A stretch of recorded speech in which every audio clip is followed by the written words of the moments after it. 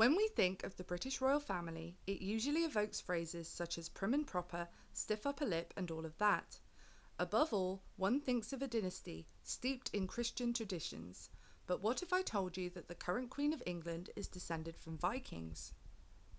Harald Bluetooth Gormson was in fact Queen Elizabeth II's direct ancestor.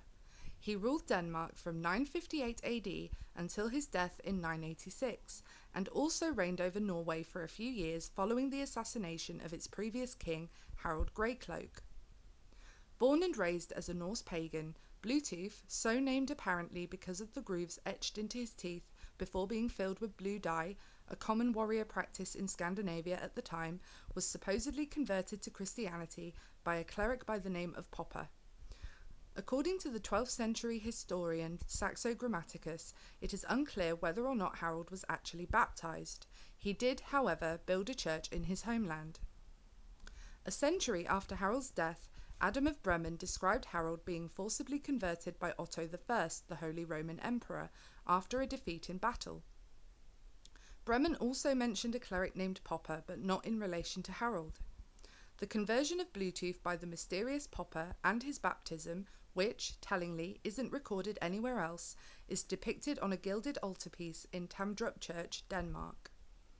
Even if Harald was baptized, he later proved his devotion to his polytheistic heritage by modifying the burial mound of his father, Gorm the Old, making it higher and therefore more grand and noticeable.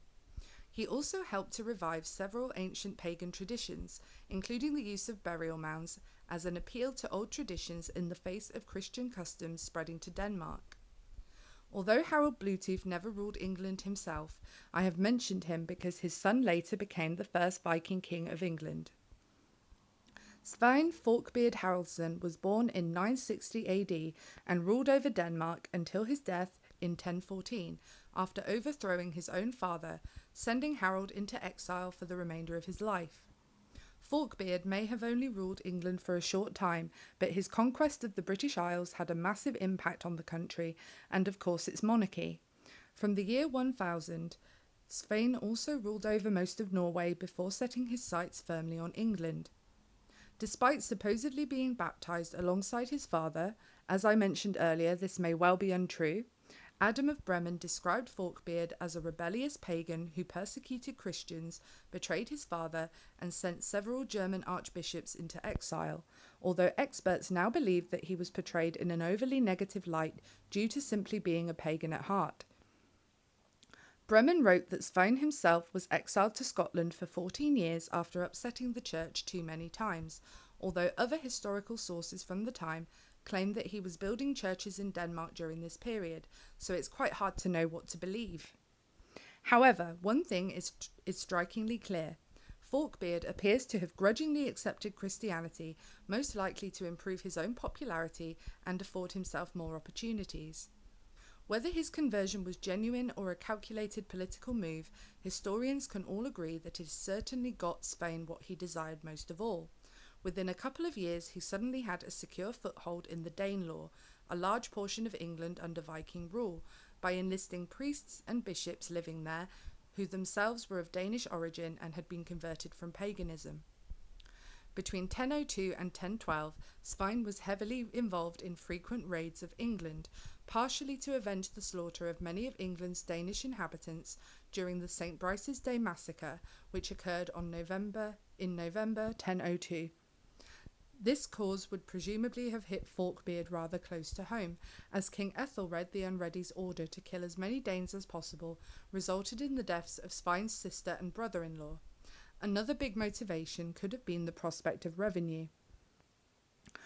When Torkel the Tall organised multiple raids in England between 1009 and 1012, Forkbeard was quick to take advantage of the chaos, amassing large sums of Danegeld, a tax raised by local people to avoid further loss of life and property during the raids. In 1013, he reportedly led his own forces in a full-scale invasion of England. An extract from the Anglo-Saxon Chronicle states, "Before the month of August came King Svein with his fleet to Sandwich. He went very quickly about East Anglia into the Humber's mouth, and so upward along the Trent until he came to Gainsborough. Earl Uhtred and all Northumbria quickly bowed to him, as did all of the people of the kingdom of Lindsey, then the people of the 5 boroughs. He was given hostages from each shire. When he understood that all the people had submitted to him, he bade that his force should be provisioned and horsed. He went south with the main part of the invasion force, while some of the invasion force, as well as the hostages, were with his son Canute. After he came over Watling Street, they went to Oxford, and the town dwellers soon bowed to him and gave hostages. From there they went to Winchester, and the people did the same, then eastward to London. After multiple battles and various setbacks, Svein's determination and cunning finally paid off. He was declared King of England on Christmas Day, ironically in 1013. Sadly, his reign only lasted a mere 5 weeks, as he died on the 3rd of February 1014. However, he had achieved an ambition that no other Dane had ever believed was possible. The Jelling dynasty had made its way to British shores, and when Forkbeard's successor, Canute the Great, became king, the new dynasty of House Knytlinga, or House of Canute's descendants, was born. Canute's brother Harald became king of Denmark until Canute claimed the title upon Harald's death in 1019, as well as becoming king of parts of Norway, Sweden, Pomerania, and Schleswig. Canute, a Christian from birth but with the heart of a Viking, had a long and turbulent reign, supported and succeeded by his sons Harold Harefoot and Harthacnut. Once Harthacnut died, the throne of England reverted back to the House of Wessex under Edward the Confessor in 1042.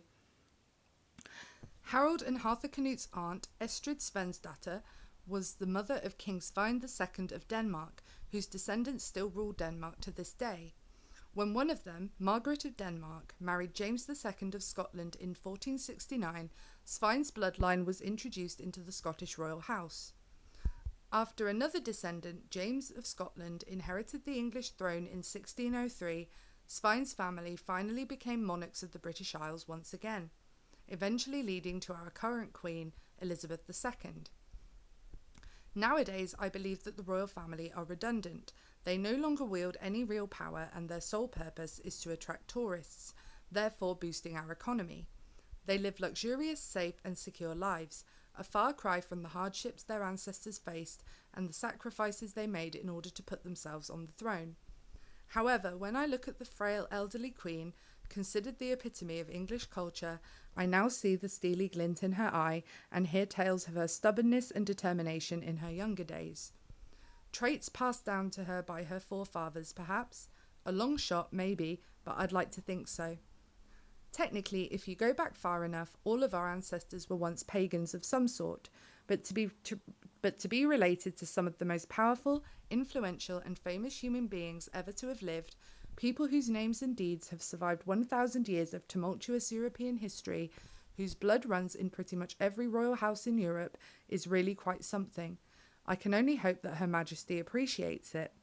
More importantly, I hope that Harold, Svein, Canute and their successors can see the legacy that they left behind.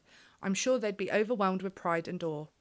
Our Scandinavian ancestors laid the very foundations of this small island nation, and regardless of this country's multitude of failings, this short but significant part of our history is one of the few things that actually makes me really proud to be British.